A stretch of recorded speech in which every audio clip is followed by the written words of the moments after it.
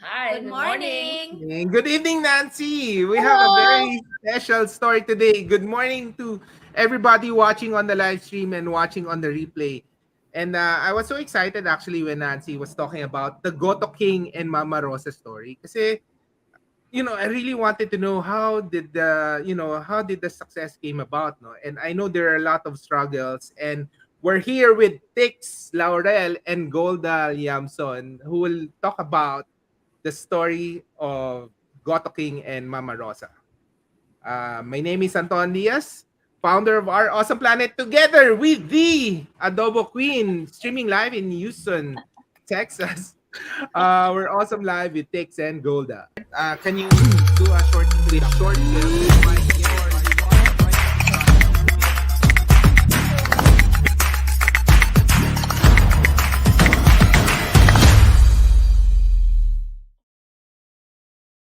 All right, Nancy. So happy, yeah, to have Ikaw, you. maybe I'll let you do some introduction before we turn it over to them. Actually, we're looking at a mother-daughter team, and, Can you? and in spirit, their Lola, the mommy of Tix, is also there, I'm sure. Pero on the names, Tix is to me, I fondly call her Tikay Laurel. She's the mom of Golda, alias Rosa Laurel. And if you have been to one of the many funeral wakes or the gatherings, community, mga prayer meeting, at maka-encounter kayo ng Goto, most likely it was a Goto King Lugaw. And they have what is nice is about how they survived the pandemic, and how they survived the competition, because Goto is everywhere. Goto is Oh almost yeah, universal. that's actually what I'm interested in, pa, 'di ba? How did you, Branding cut it. through the brand, 'di ba? Yeah, What branding it, owning it, and then attaching the culinary DNA to it. So we're going to hear the stories. Maybe they can take turns. And of course, we're seeing the third generation already in Golda. So Tikay, take it away. Tell us first, who is Mama Rosa? Well, Mama Rosa, of course, is my mom and Rosa's grandmom. She was, above all, a housewife. I can count how many times she left the house, but she was cooking all the time. And and she taught me and, well, obliged me to be in the kitchen at a very young age. Maybe I was less than 10. Every time she would cook, I have to be there. I was pounding, mincing, whatever. Basta, nung panahon naman noon, lahat ng anak masunurin, di ba? Oo. Pag sinabi ng nanay mo, Teresita, dito ka. Andun ako. Well, hindi ka naman tanga. So you would be asking questions, Mama, ba't ganyan, ganyan, ganyan? And then there was also always mahjong in the house. So I would be serving, she would be teaching me kung ano yung menu. So it really started that way. And I was telling Nancy that, since this is a DNA thing, I said, if we talk about DNA in the restaurant or food service, you're talking about DNA ng masisipag kasi you never stop. I mean, kalaban mo dito talaga pagod. I mean, and I'm just blessed that, at my age, hindi pa ako napapagod. All my children are telling me, "Oy, mama, mag-retire ka na." But I said, how can you retire from food? Food is everywhere. And Secretly, I know you're enjoying it. oh Enjoy yes, ka. I'm enjoying it, but there are times kasi I'm probably one of the many few that I journeyed through the food business. I'm a caterer. I had canteen concessions, all the work. So sometimes it's really nakakapagod, especially when there's a catering that's big. And then when I look at the picture of my mom, My God, Mama, ano ba to? Is this a gift that you gave me or a curse? Kasi talagang bagsak ka. I mean, Nancy Oo. would know that Mhm. from So, aristocrat. Mama Rosa is from ano ba? The Eastern province or from Yes, certain? my mom is from Sorsogon. She's an echo. Bicol. Yes, and so she's a Bicolana, and every day we had laing in the house. Wow. Sa, yeah. So there was a time she would accept orders also. What was the first dish that you remember cooking so well? Ah, wala, except that my mom really specialized in Spanish Mm, dishes. Yun, okay. yun ang hindi alam ng tao kasi I'm in a way strictly Filipino in terms of the cuisine even before the others saw the what the beauty of Filipino cuisine. I was into it already. So, Uh-huh. but but I do mean Spanish dishes. Okay. Yeah, So, I know. I know. I love that. O, kailan naman pumasok si Goto? Pwede ba pasagot natin itong masunurin mong anak? Itong masunurin mong anak. may alam ka ba tungkol sa goto? Naalala mo ba? Okay. Mas That was 1983 ba? yes, 84. During the Marcos, martial martial law assassination of Ninoy. Oo, Uh-huh. yes. O, Mhm. paano nangyari? How did it start? How did Well, actually, I had a brother-in-law, the husband of my sister, who had a gotohan. Kasi uso nun yung goto, just like now. But before, talagang, parang mga, ano ba yan? Parang mga, not naman tolda, but mga stalls na, So, he named his gotohan, Goto me, Goto kayo, something like that. Ganun yung mga usong pangalan nun eh. And when Ninoy was assassinated, the malls, which were just starting, wanted to serve mura, masarap, nakakabusog na pagkain. You know what that means? That means goto, di ba? So, I said, magtatayo ako ng gotohan because nobody was serving it in the way it was served before. It was just a supposedly lowly pagkain ng masa, gano'n. And you see parang it in street mga food lang, di ba? street food. Makikita mo yan sa magdamag, gano'n. But I saw it as a challenge. So I put up 1 by 2 cart, just serving goto and tokwat baboy. And we asked SM because my sister was working with SM to try it. I didn't have any restaurant that was goto, and they wanted a restaurant already serving goto where they would go and check out and taste. But I was so kulit, I was so matyaga. I would bring my bowls of goto to their offices, and siguro naawa na yata. So they gave me my first stall, and even the late Henry C was really amazed at the pila kasi parang ahas na umiikot-ikot. It was the first time Goto was treated in it's malinis. Yeah. It's in an air-conditioned mall. So, ganon yung story. Sila maliliit pa eh. Uh-huh. Mm. So, when did Rosa get into the picture? Actually, sa Mama Rosa. Mama Rosa already. Okay. Mama Rosa. Okay, tell us about Mama Rosa naman. Kasi two entities yan, Goto King and Mama Rosa, iba? Yes. Mhm. Mama Rosa started in 99. Ano ba? Yes. 1999. That's a restaurant. That's the restaurant in Timog. But the bottled specialty started in 1989. Mm-hmm. Okay. So, I came in nung restaurant na. Until now, Uh, meron pa? My mom still has the bottled stuff, and then we do the online business. No more physical store, but they can order online, Catering.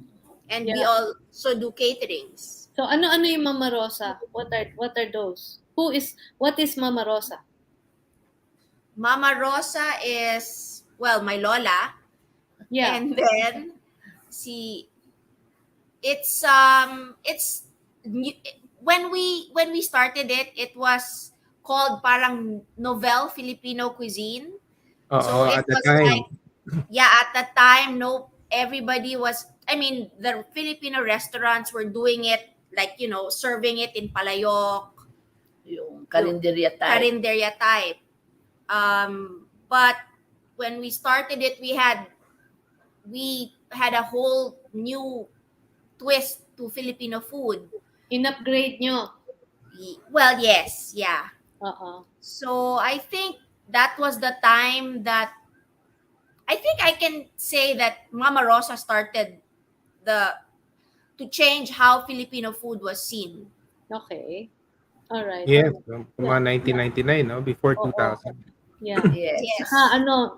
Yung dati yung mga labeling, sulat kamay, o kaya wala lang, o kaya minsan naka-plastic lang. But I think you started with a good label. But ano yung mga products ng Mama Rosa? What's the specialty? Yeah. Yeah. And For In the restaurant, were you the one who developed it? The Mama Rosa, bottled Mama Rosa? Ano yes, yun? yes. I started actually the tuyo, gourmet tuyo. Wow, talaga? Okay. When my Oh, mom, sila. yes, that was in 89, and even Miss Julia Abdasa wrote about that. So when my mom cooked tuyo, pag naluto na, it's there in the kawali pa, she would pour vinegar over it. So yun yung start nun. And of course, our line, we have the gourmet tuyo. We have 4 kinds of bagoong, which is really famous. Yep. And what else? We have the tabanan talangka. I have what I call the Neptuna sauce, which is a pasta sauce. We also developed the tuyo pasta sauce. We have tinapa with capers. Wow. Ang dami. We have fermented fish roe. There was a time I had, I'm going back to all of this because, as I said, ako parang babaeng hindi napapagod. So I'm looking at China. We're going to exhibit in Shanghai Good. around November. End of October. I already exhibited in Shanghai and they liked it. We also went to Japan. I did maki, bagoong inside with dulong. They loved it. Except that, running a fast food chain is also so time consuming and bigat nung admin work, especially we're also into franchising. So Goto King has also been in Abu Dhabi. Oh. Yes, we're also entertaining some applicants from the States, just friends, and Japan. I'm in the process of doing the Franchising. requirement for that business. Okay. So anong role ni Golda as your partner? Ano ba? Why did you smile? Ang anak ng matigas ang ulo. Wow! Talaga? Matigas pa hanggang ngayon? Matigas pa rin ang ulo ni Tikay? Okay lang yan. Actually, I'm more, I also have a restaurant kasi. So, we have a restaurant. My husband and I have a restaurant in UP naman. So, I'm busy with that right now. And then I have 4 kids who have been at home for 2 years. So, yun yung talagang My challenge niya. yeah, yung having them around the whole day.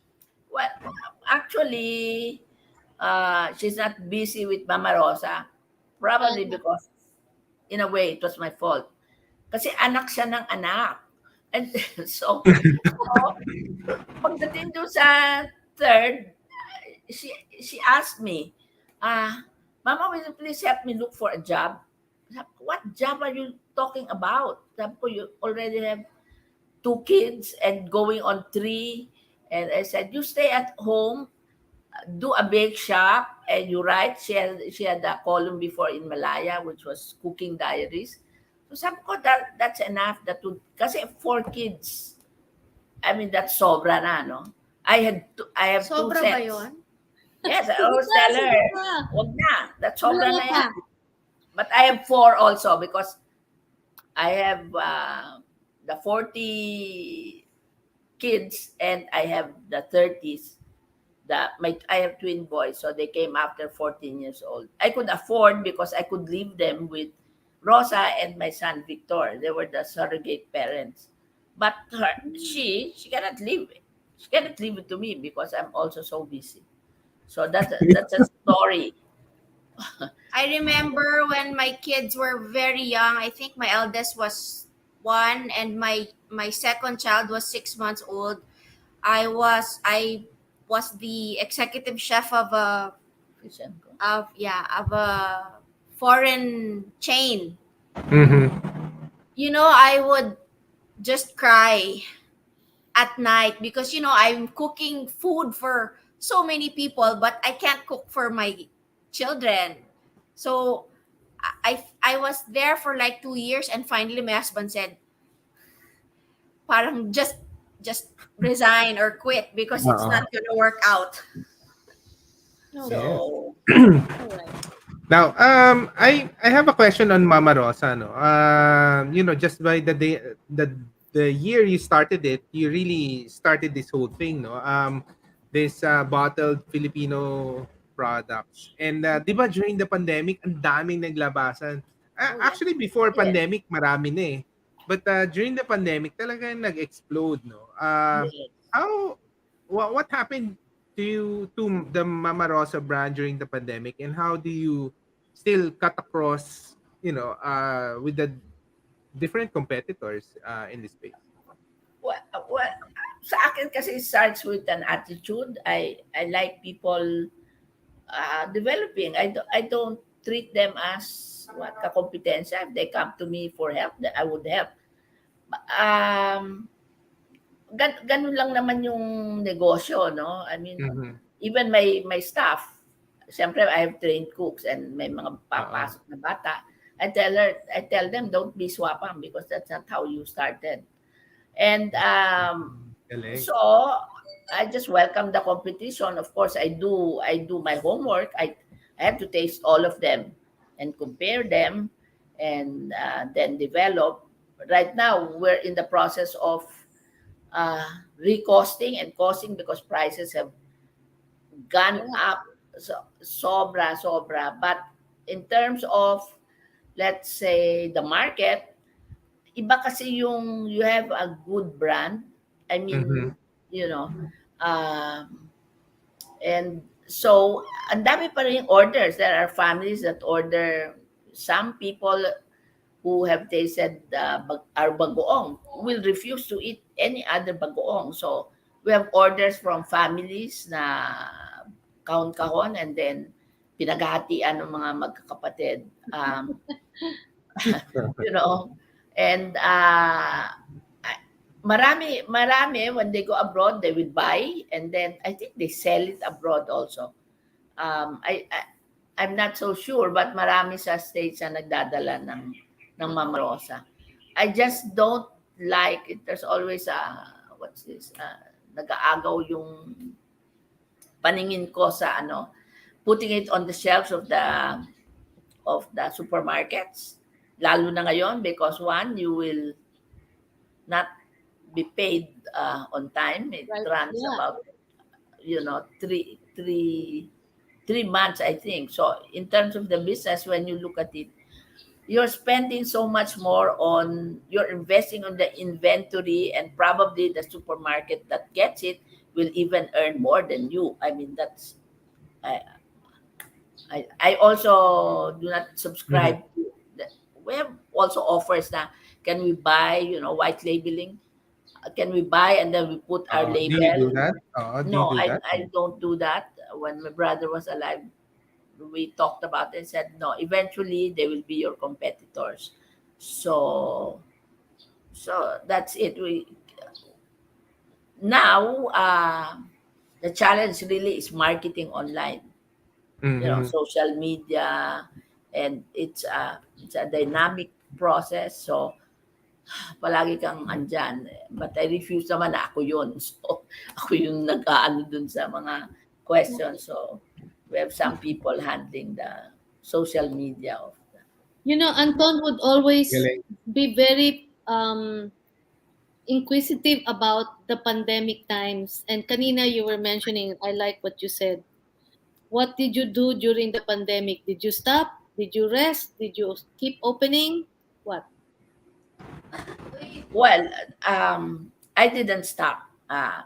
Kahit na wow, it was so hard dealing with the lessors, how much discount you will be giving, they will be giving, ano ba yung operations mo, because ibang-iba talaga yung panahon noon. But on hindsight, I tell myself that I'm lucky that my decision was not to stop. Why? Because now that it seems that it's normalizing, or it's not normalizing yet, uh, I can look back to the fact that I was there when there was a transition, because everything really changed Yeah. from pre-pandemic to now. I mean that I have changed as a manager. I'm not so Mhm. pusong mamon now, because hindi pwede, no?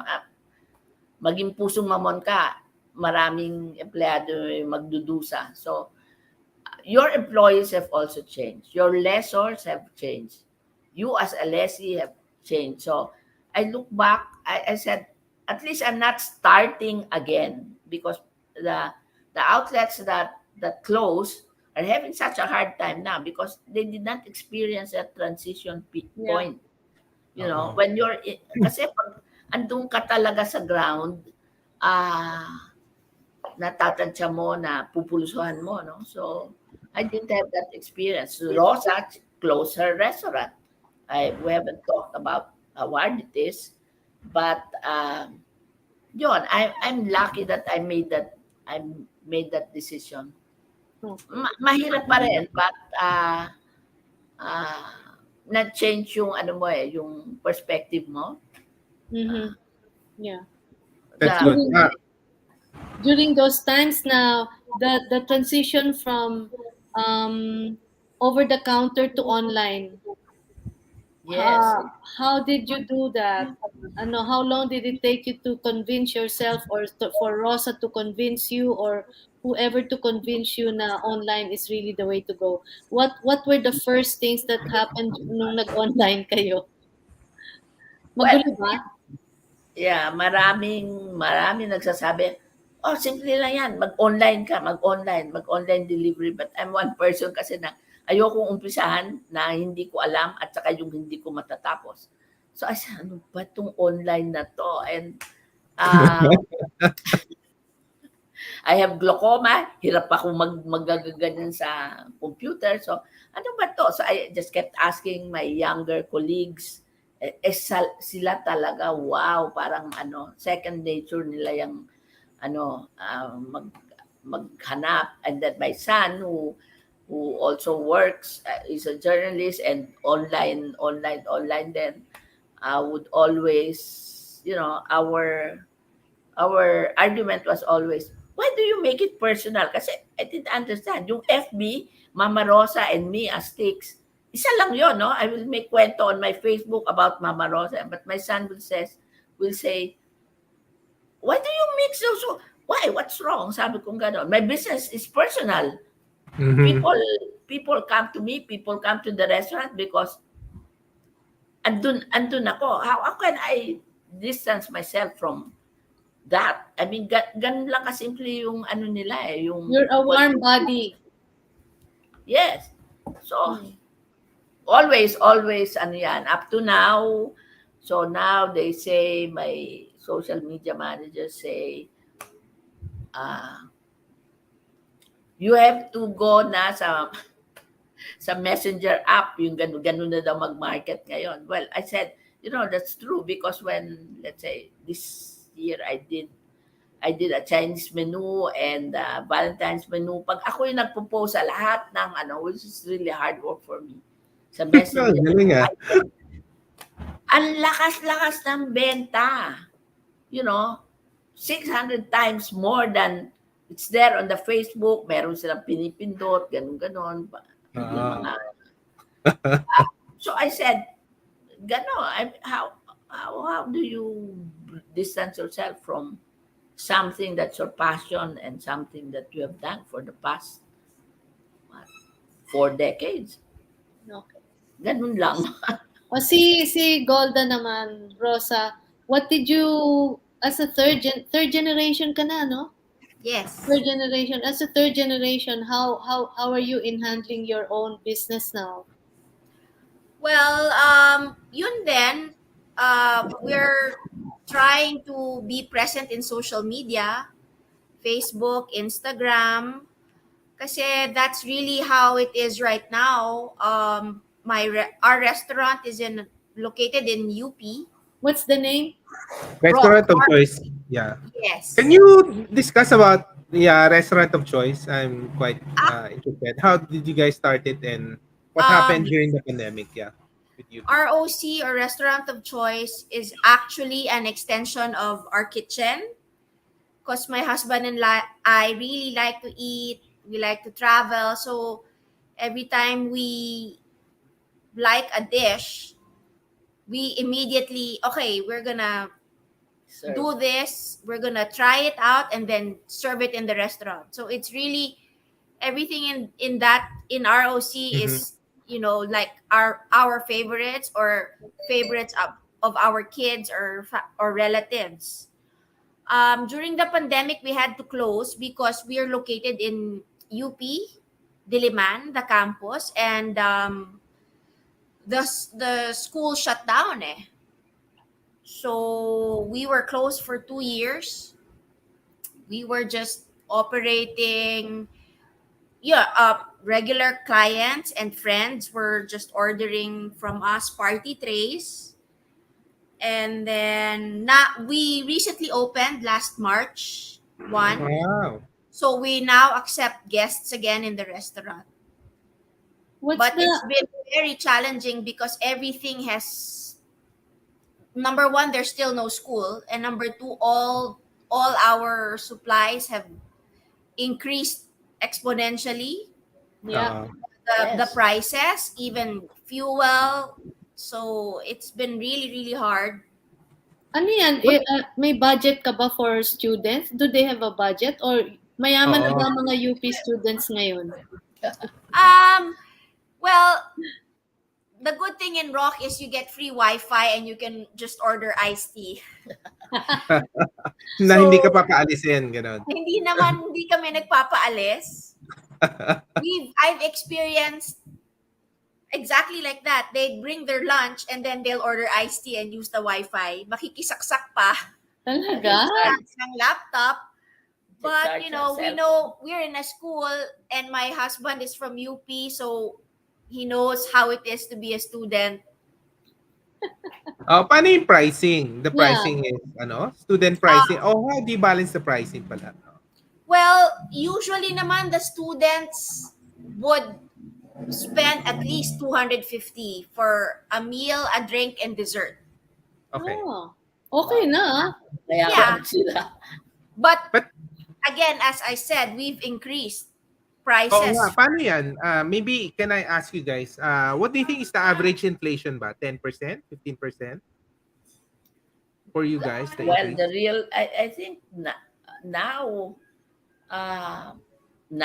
officially, it's 4.4 now.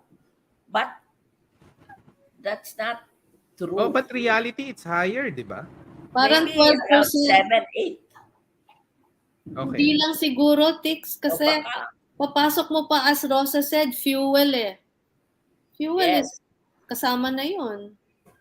Diba? Ang kuryente ba tumaas? You know, things like that. Ay, grabe. I So, can paano yun? imagine. How would you guys handle it? So, if the average price is 250 and then the inflation is like 8%, let's say. Ano, would you increase the price or at Yeah. 250 parang magbabago na lang yung No, product? we have to increase the price because you have to maintain quality eh. Oo, quality is important pa din. Yeah, eh. Yeah. So I would rather increase than, serve a tiny portion. I mean, Oo. lessen the Kaya portion. So yeah, no choice. Actually, Anton, sinabi ni Golda, they were paying rent for 2 years. Kahit Really? walang ano. No, Yeah, they this continued. and we It's the were same close. siguro, and we the were attitude. closed. Yeah. You're paying rent. You guys are in bahay ng alumni, di ba? In the Yes, ground floor. Yeah. yes. Mm, We were paying full rent. for Still, 2 years. wow. Yeah. So, But It's that area is UP ba UB managed or a private area? Yung bahay ng it's alumni. a, it's run by, it's private kasi alumni owns the building, the alumni. It's not yeah. really UP. Okay. So, this is one important lesson that we're learning from Pix and Golda is really during the although tapos na no, this is a tapos ng idea, but they really stuck it out. Yung iba kasi nagsara, o magbukas na lang tayo baka sakali next time. They really stuck it out and they're maintaining the quality. So yun talaga yung lesson. You really bite the bullet. See now Yeah. the reward is that you're there. The transition, you went through that. Hindi ka tumalon na mahuhulog ka pala. Oh. And Practical. yeah. So quite interesting, no? Just to close lang do sa Goto King naman, the lugaw, what happened to the lugaw business throughout the pandemic and until now? Ay, Yung big time yan. elections. Well, that's really a blessing, no? Because although we were open, wow, ang hirap-hirap talaga. You're in the malls, but the rental in the mall is something else. It's Rosa has fixed rent. In the malls, our outlets are based on percentage of sales, which is not. I mean, if people tell me, "Wow, tubong lugaw," of course not. If you're in the mall, there's no such thing. Yeah. Kasi when your sales go up, your rent goes up. That's what I've been telling our franchise organization. This has to stop, and I hope the mall owners realize that because marami na rin nagsara, no. But well, yun, pagdating sa rent, that's really a different matter. But as I said, I've been so frustrated not being able to help during calamities, and so during the community pantries, I said I must do it this time. So we packed our lugaw kasi standardized naman yung formulation namin. So it was just that ilan yung gagawin natin, ilang grams for So we packed it. It was nothing fancy. It was for the community pantry, and then we just kept on doing it. I did not stop. May man nag-order, konti, and then nawala na yung community pantry. So, andun pa rin kami until a friend of mine who's a volunteer to one of the candidates wanted to include the lugaw. I call it as a brand. It's Lugaw King. Wanted to include it in the merchandise that they were selling, and I got a lot of order, not only from this candidate, but from other candidates. I had to hire people on day shift, night shift, and so I mean, imagine if you stop now, top of mind. If it's Lugaw, you go to Goto King or to Lugaw King. Uh, uh, of course, attendant to that is we also make I have a brand, Champurrado Queen, and there's Mama Mami instant noodle. So after that, we're what at this stage I'm planning. I'm into looking into the manufacturing side of being able to serve these staple foods of the DNE. I want to see it in the sari-sari store, and Yeah.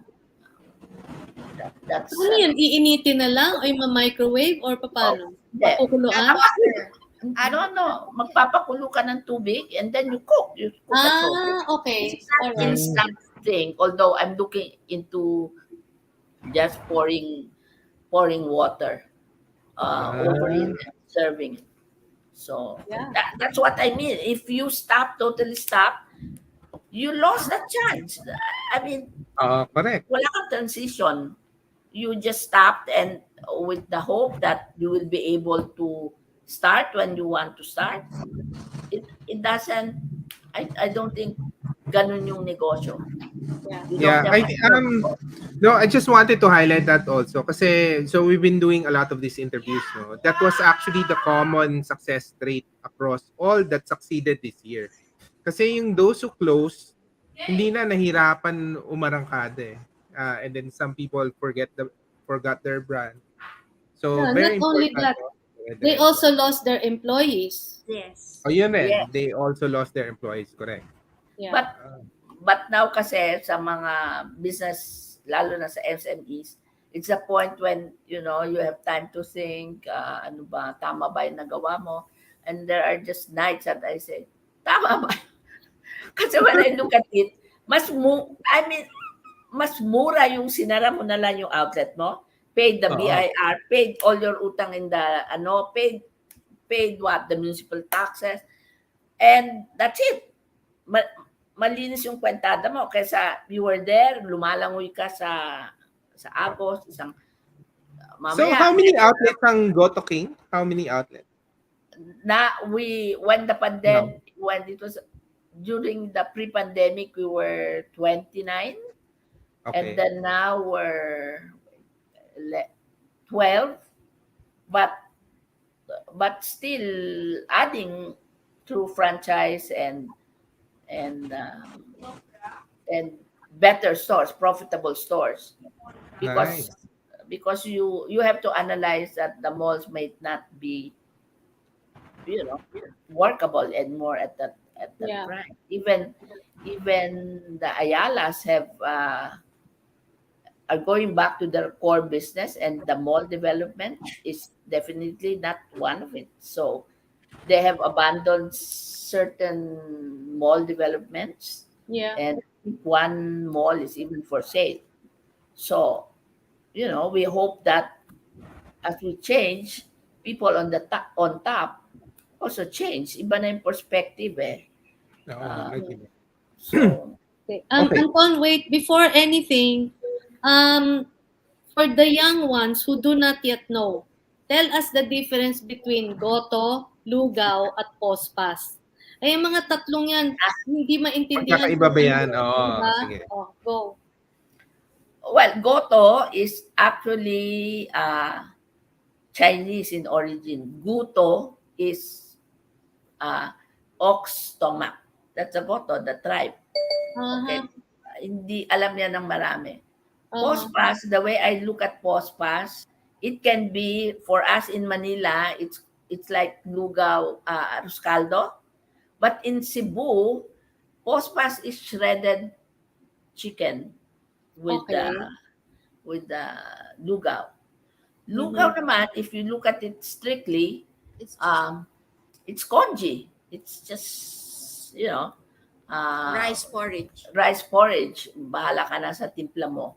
But basically, yun yung tatlong kaibahan nung. So, Goto is arroz caldo. Tama ba? No, Goto is Goto. Goto is ox tripe. Ox tripe. Talagang meron laman. Yes. Alright. And then the arroz caldo naman, chicken arroz caldo kasi yun eh. So, yung naman, Ah, not ox tripe, but Chicken. chicken. Sa okay. Manila, mga whole chunks of chicken yon. But in Cebu, pospas, they refer it to Shredded. So, is parang pospas a Tagalog word? hindi yata Hindi eh. yata. Hindi Hindi, yata. no?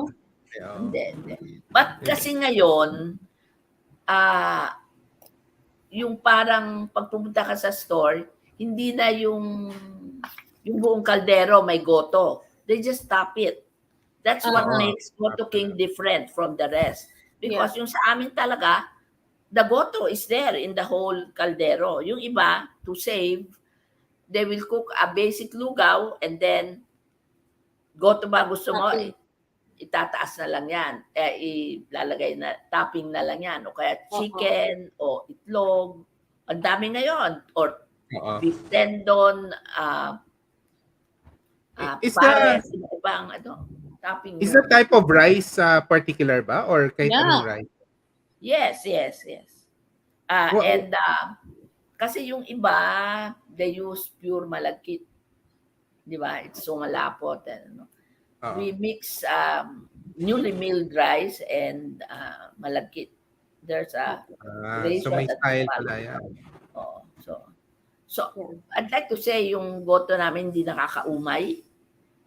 Hindi ka na and it's also clean. I mean, Yeah. Yun ang importante. when we clean the ox tripe, Yep. 1 kilo would just yield what? 3/4 na lang yun kasi linis talaga yan nung So, and then we make gisa like the others na may lugaw ka nga, pinalambot lang yung goto, itatap. So I should bring you, Mr. Anton. Ayan. Yes. Let's talk about. I have something that I want to talk to you after this thing. Let's go to the photos muna. First No? na. Let's maybe can you caption Ticks and Gold? Can you caption this? So we have 10 photos. The first photo. Ay. Oh, that's me. Yung anak ng- Enjoying anak a ng- very cool sangre. I think this was last year nung medyo naging lenient yung pandemic. So I went out with some friends. And then I think a few weeks after nag-lockdown ulit, the second lockdown nung Okay. August. Teka, Golda, ikaw yung anak ng matigas ang ulo. Bakit? Yes. Bata pa yan, matigas na ulo niya. Manas sa tatay siguro. Ah. Naku, Tikay, ha? Okay. Next. Oh, this is the last Mama Rosa restaurant that I had. This is our display. Yung deli namin. Parang wala ka naman deli dyan. So, What's the one in the middle? Ano yung boting yan? Ano is... That's vinegar. vinegar. You know, I love Wow. vinegar. I have so much vinegar at home. And then the frame on the right, to my right, is The opening of Mama Rosa Timog. And then we asked Senator Raul Roco, the late senator, to cut the ribbon because he's from Bicol and my mom yeah. is Bicolana. Nice. And then I see we also had Boots Anson Roa, Bicolana rin yan. who's also Bicolana, and then my Lola Lali, my Lola Rosa's sister. Uh-huh. So she's there also. Okay. All right. Okay. Do you source your vinegar and from Bicol? No, from Different. all over. All All over. My God. You know, do you know that sugar cane, yung sukang Ilocos, can actually taste like balsamic? Oh, yes. After Talaga? I think Yeah. I aged it for 15 years. She just forgot it. Wow. I just forgot it, and then when my brother died, sabi ko, ano ba itong mga nakaano dito na mga Vinegar. parang toyo na yung And people, I gifted them to some people. Up to now, they're looking at it. They're looking for it. So I said, will you please wait for 15 years? Gawin mo, Tikay. Gawin mo. Oo. Yeah, okay left lang. some now. Here. hindi ko na nga ma-identify kasi pagtikim ko ito so now I have on stock I have aged mixed vinegar. It's mix of Wow. buri vinegar, cocoa vinegar, and sugarcane vinegar. May nipa pa Wow. dyan. Okay, I that's love good. vinegar. All right. Okay, next. That's Goto King. Okay, sino to? Ako yan. Siyempre, my mom. Ano ba yan? Ako That's yan. my mom. Hindi ako yan, Tita Nancy, ha? Hindi, alam ko, mukhang mas bata ka ngayon. Sino ako? Ay, Oo, nako. then in the picture. Nakakahiya naman kasi yung anak ko, napakaganda naman siguro, no? Nakakahiya na No hindi ako doubt. mag-ayos. No doubt. Okay. Oh, ay, Nancy, you never saw this. I know. Wow. I Saan love to? it. Where is it? Kapitolyo.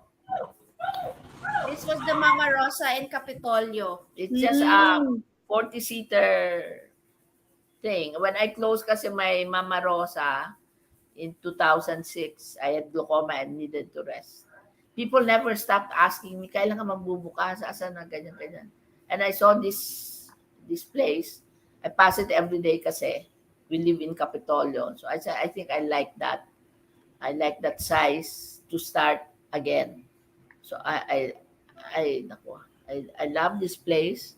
It's so manageable, unlike the one I had a 150-seater place in Eastwood, and then a 30. The first one was a 30, then it became, we doubled the size, 70. So wala na yan ngayon? Is it open or I closed it. I you closed closed it it during the pandemic? during the pandemic. Okay. Okay. Oh, wow. That's my favorite. My is mom it? makes the best kare-kare. Yeah. Talaga? Wow. And then with the Mama Rosa bagoong. Ano Oh, yung what- buntot? Buntot talaga? Yes, Yes. I do the buntot and I don't pressure cook. Wow. Wow. So, Really? where can you taste it na order na lang, gano'n? We will invite you, Anton, sa bahay ni Rosa. Wala ba sa ROC yan? Wala sa Wala ROC eh. yan? Wala. Well, she can bring it to ROC. Yeah. When you're in Galing. Manila, you have to let us know. Oo. Hello. Mukhang si Tita Nancy, Hello, matagal-tagal andito kasi. ako. Andito ako. Anyway, so ayun sa baba yung bagoong. Is that Yeah. the Yeah. Okay. All right. Okay, next. Oh, wow. Ay, you know what I noticed? Wait, going back. Itong talong, fried ba yan? Hindi. We fry it. Yes. Yes, we fry it now. That is a very, very upgrade of that ibang klase talaga, Anton, pag fried yung talong. Yung Sarap. talong. Sana. All Okay. right, next. The bagoong, the different types. Yes. Ano yan? Spicy, Actually, apat na yan. regular. There's Garlic? regular, there's garlic, there's No, spicy. that's not garlic. It says We have no. chili garlic bagoong. chili garlic. We have now sweet and spicy.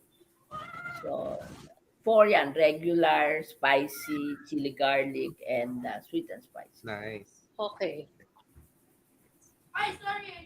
Ayun na si Mama Rosa. That's that's my That's my lola. mom. That's her mom. That was a photo when she was I think 18 years old. She was also a modist. So I had a dress shop. She had a dress shop, and as a dutiful daughter, I was also her sidekick. But when she wanted to rest, I took over. But when I was in college, I was an activist. So she just noticed that I wasn't sewing clothes anymore. I was sewing banners. Sa mga, ano bang tawag doon? Parang mga embroidered banner. Ang gaganda ng banners na ginagawa ko noon. So, stop na ako doon. Ba't ka naging activist? Hanggang ngayon naman, activist ka pero for Goto. Ah, Okay. well, why? We were young. Shall we go into that, Yeah. really? No. Okay. Shall we go? Shall we go? Okay. Yes, my mama. The story.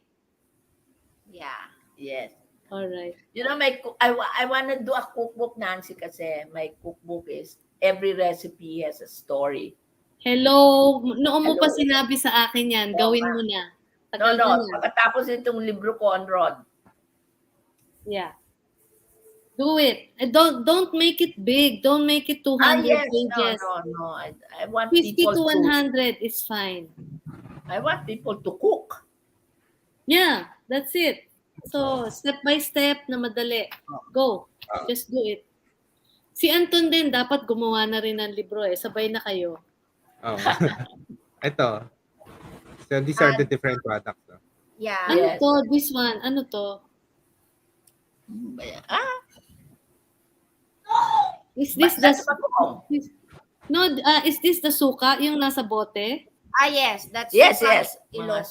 Ito yung 15-year-old. Wala na yon. Ubus na yon. Meron na lang Oh. siguro akong dalawa. One is for you, Nancy. Bigay mo Yun. na kay Anton. Anton, yeah. Sukang Ilocos tsaka sinamak yung sa likod. Diba? Oo. When I was in high school, I remember the parents of my classmates, they would order boxes of spicy tuyo, which is my favorite and my daughter's favorite. Which I had to stop ordering from my mom the spicy tuyo kasi my daughter stopped eating anything else. She just opened a bottle, tapos breakfast, lunch, dinner, yun yung kinakain. That's enough. Sarap. This Saan summer, din yung, where is the Goto King, the kit? Ito ba yon? The one in the box? oh no, did you give them? No, Wala I'm yata not dito. sure. Wala siyang picture, but it's so nice. Okay.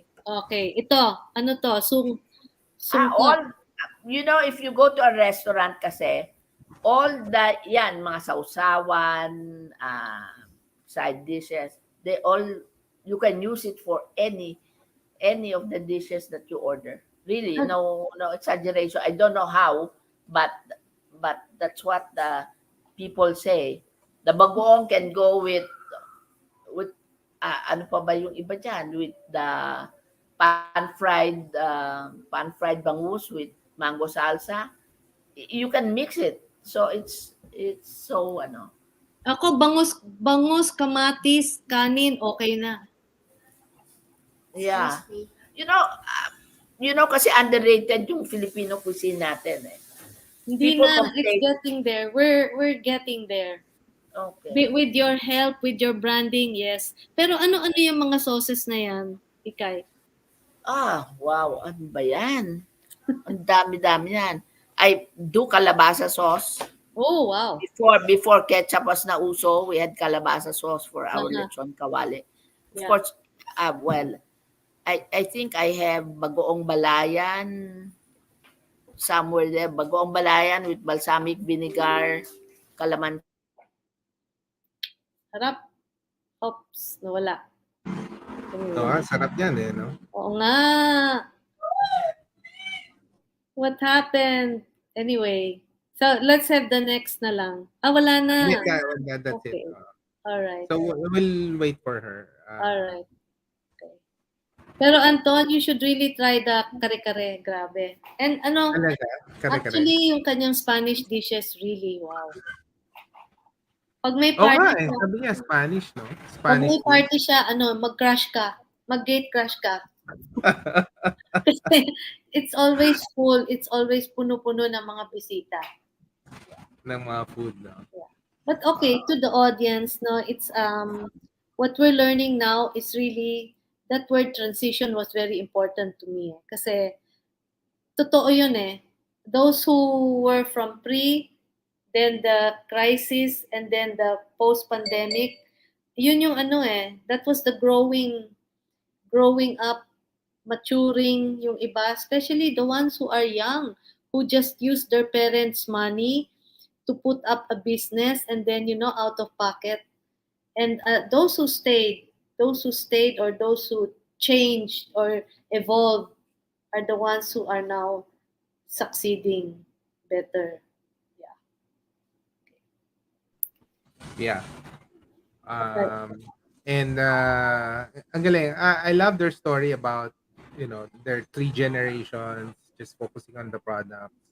And yun nga eh, just talking about the kare-kare, no? The kare- wanted to try it, and of course the vinegar. Yan, they're back. Yeah. We have to ask now if there's a fourth generation interested already in the business. Okay? Normally, mga anak na yan ni Golda and her son. Because she has, ayun, okay, Sorry. right.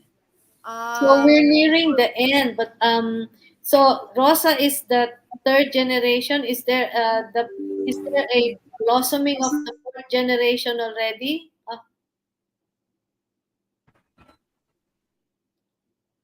That's in most households kasi ngayon talagang there's two or three or more stations. For the kids who are si Joey din ganun.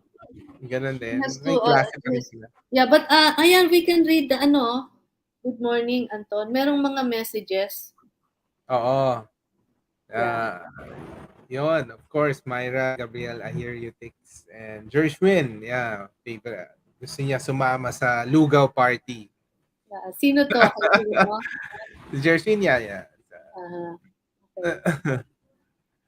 So, na-meet mo yung lola ba? Or paano, Lance? Hindi No. na.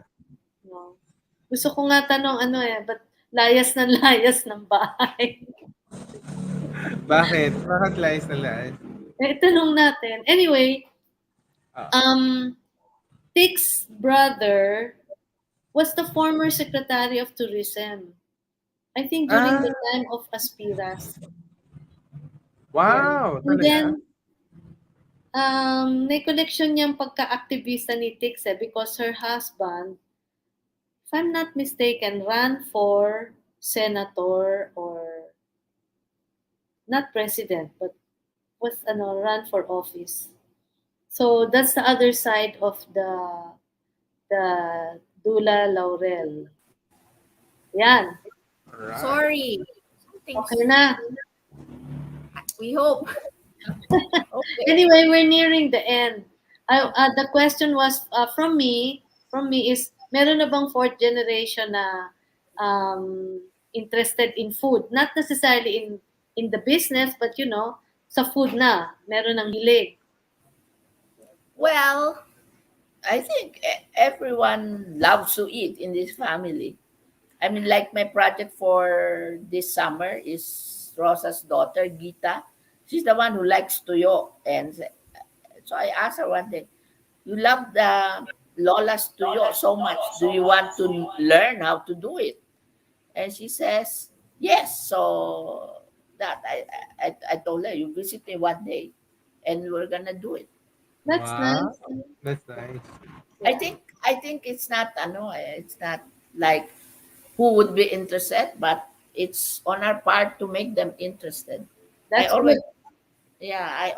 when we eat and they like something, I always ask, what do you think is how do you think it was done? What's and sa palagay mo ingredients nan o ano. And I don't think Rosa, how did you become interested in food? I just like to eat. But you're I a chef, di ba? You're a chef, Golda. Yes, he's the one trained. Yeah. Where did you finish? I went to CIA in Poughkeepsie, where I met my husband. Much to my mom's dismay. Kala ng mom ko nag-aaral ako magluto. Yung pala. Yun pala. Joke lang. Okay. Well, we're nearing the end, Anton. Yes. So, final message. Siguro, what's your plans this year? Any new projects and any advice to other food entrepreneurs, continuing to struggle and grinding this 2022? Well, that's my role siguro. Well, as I said kanina, yung kalaban ng negosyo na to is really pagod. So you really have to pace. You really have to pace yourself, especially the women entrepreneurs.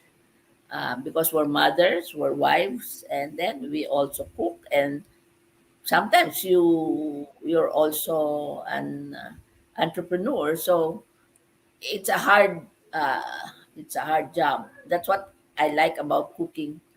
Natuturuan ka magtimpla, in this life, dapat marunong ka magtimpla, just like the pandemic, how you survived it. And for those who want to go into business, just do it. The lesson I learned here is that, well, I like documenting, and I love R&D. In fact, Nancy, what is this? Si Ronnie Alejandro used to call me the culinary alchemist because I like making invento, and Yeah. but it's always documented, Mhm. and so I'm able to find it easy to make it into a business because it's standardized and all. Just do it. Be patient. I mean, that's all I can. Nobody knows what's going to happen, di ba? I mean, who expected the pandemic? Who expected this war between Russia and Ukraine? No one. Will there be another surge? So it's mindset. Yeah, if you mainis ka dyan o ano, then you lose. But Okay. if you just take it easy and relax a bit and pace yourself, then you're Last okay. question ako. Mall, stand-alone, or online? Kung anong pipiliin ko? Ano ang Albert? advice mo? Yeah. The mall is out. Because, as I said, we don't have any break even. That's what I've been telling. Nancy said I'm an activist. This is my advocacy.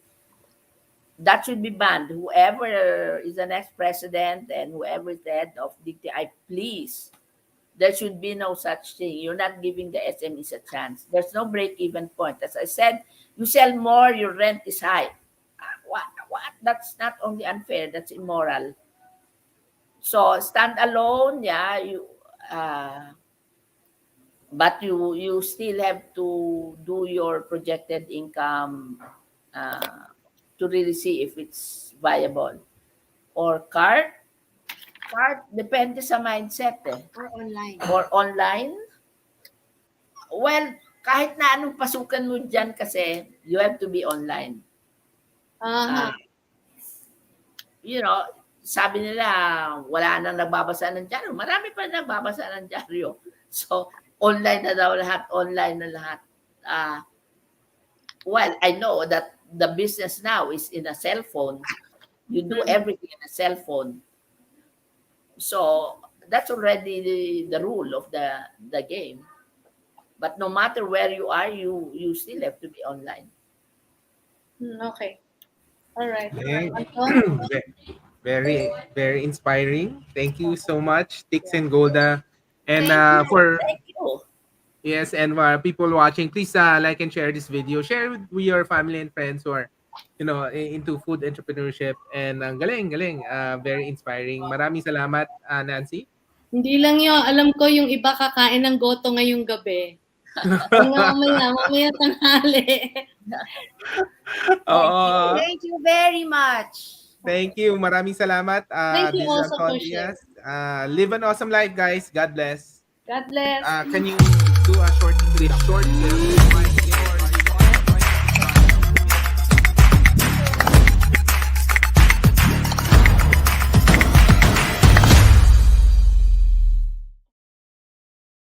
Kakausapin mo pa sila?